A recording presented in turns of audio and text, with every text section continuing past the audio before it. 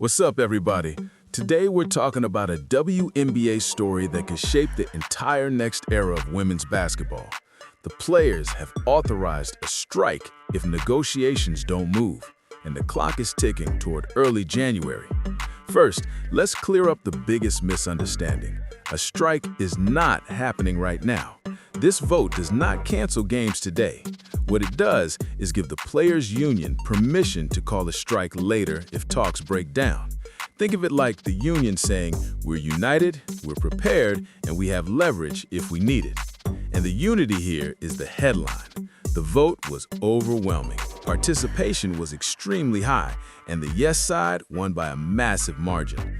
That kind of alignment tells you the players are serious and they're on the same page.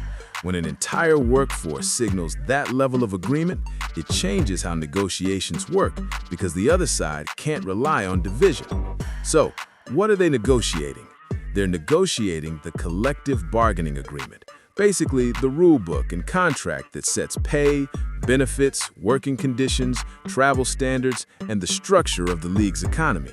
The current deal has been extended, but the extension ends in early January of 2026. That deadline matters because it's a real pressure point.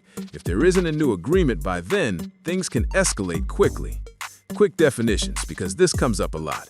A strike is when players choose not to work. A lockout is when the league prevents players from working. Different tool, same result. No games, no checks, and a big headache for everyone involved. Strike authorization is simply the players saying, if it comes to that, we're willing. Now let's talk about why this is happening right now. Women's basketball is in a growth moment. Attention is bigger, arenas are louder, broadcast audiences are up, sponsorship money is rising, social media reach is exploding, and when a league enters a new phase of visibility and revenue, the biggest question becomes, how is that money shared and how are the people creating the product treated? That's where the strike authorization comes in. Players are saying, this is the moment to set the standard, because whatever is written into the next agreement will influence the league for years. How players are paid, how teams invest, and how sustainable the careers are for everyone, not just the superstars. Let's start with the simplest point, salaries.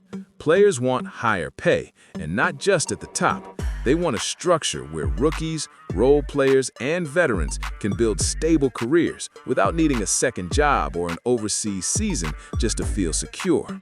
In many cases, players have historically used the overseas offseason to earn more money, but that can also mean more wear and tear, more injuries, and less recovery. If the WNBA wants the best athletes healthy and performing at peak level, pay has to rise in a way that lifts the whole roster. Next is revenue sharing. This is where negotiations get intense in almost every sports league. Revenue sharing is about how the league's financial success translates into player compensation. If the league grows, do players automatically rise with it?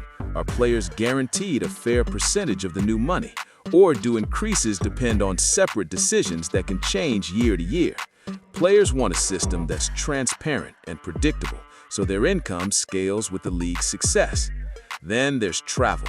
For years, WNBA players have talked about the grind of commercial flights, late-night travel, tight connections, delays, and the physical stress that stacks up over a season. Better travel is not just about comfort, it's about performance, safety, and recovery. When travel improves, it reduces fatigue and injury risk, and it raises the quality of play. Players want travel standards that are locked in, not treated like optional extras. Facilities are another major topic. Fans see packed arenas and big TV moments, but the day-to-day reality can still vary team to team. Practice courts, training resources, recovery equipment, nutrition support, and medical staffing all affect performance and health. Players want minimum standards across the league, so every roster has access to professional-level resources, not just the teams with the deepest pockets. Benefits matter too. This includes health care, injury protection, retirement plans, and family support. Family planning is a key part of the conversation. Maternity protections, child care support, and policies that recognize that athletes have lives beyond the court. The league wants to retain talent and attract the next generation. Strong benefits help do that. So why would a strike even be on the table? Because negotiations can stall when the sides disagree on fundamentals. The league may say, we're offering improvements and we have to keep the business sustainable. The players may say, improvements aren't enough and sustainability can't be an excuse for unfairness. Both sides can claim they want the league to thrive. The conflict is about how the growth is distributed and guaranteed. Here's what a strike authorization vote actually accomplishes. 1. It gives the union bargaining power. It tells the league, if you're waiting for the players to blink, don't. 2. It signals to sponsors, broadcasters, and fans that the players are organized and committed. That outside pressure matters because the league's reputation and partnerships are part of its future revenue. And 3. It creates urgency. Deadlines force movement when conversations get stuck. But let's be honest, a strike is risky for players too. Missing paychecks hurts. Interrupting momentum can hurt. Some players have shorter careers and can't afford a long work stoppage. So when players vote like this, it usually means they believe the long-term payoff is worth the short-term pain. They are betting that the next agreement is more important than a few weeks of business as usual. Now, let's talk about what fans should expect next. You'll see more public statements, more messaging, and more strategic framing. You'll hear phrases like good faith, fair deal, historic growth, and long-term stability. That's normal. Behind the scenes, the real work is the fine print. Salary caps, minimum salaries, bonus structures, revenue formulas, travel requirements, benefits, and enforcement. One detail that matters is how quickly the situation could change. Because the extension has a set end date, and because both sides understand the consequences of crossing that date without a deal, you could see a sudden burst of intense negotiation close to the deadline. That's how labor talks often go. Everyone postures, then the deadline gets real, and then compromises appear. So, what are the outcomes here? Outcome number 1, they reach a deal in time, and the strike authorization becomes a symbol of player unity, not a trigger for a shutdown. Outcome number 2, talks break down and there's a work stoppage, either a strike or a lockout that delays the season and forces both sides back to the table. Outcome number 3, they extend again while negotiating, buying time, but also keeping uncertainty alive. If you're a fan, here's the best way to watch this without getting lost. Focus on specifics. Are there guaranteed improvements in pay across the roster, not just headline numbers? Is revenue sharing clearly defined or is it vague? Are travel standards written into the agreement with enforcement or are they promises? Are benefits expanded in ways that materially change players' lives? Those are the tells. Also, don't underestimate the emotional side. Players want respect, transparency, and a sense that the league is investing in them as the main attraction. The league wants stability, investor confidence, and the ability to plan for expansion, marketing, and long-term growth.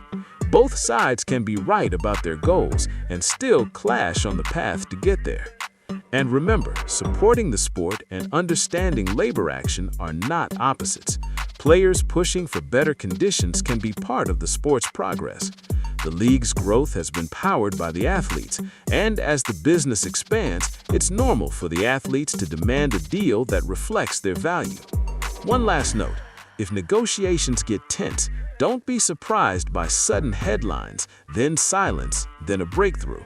Labor talks often move in bursts, especially when deadlines and money collide at once. The bigger picture is simple. The WNBA is at a crossroads. The next agreement can either lock in a stronger foundation or it can leave big issues unresolved and create repeated conflicts. The strike authorization vote is a warning shot, but it's also a message. The players want the league to grow and they want to grow with it. So here's my question for you.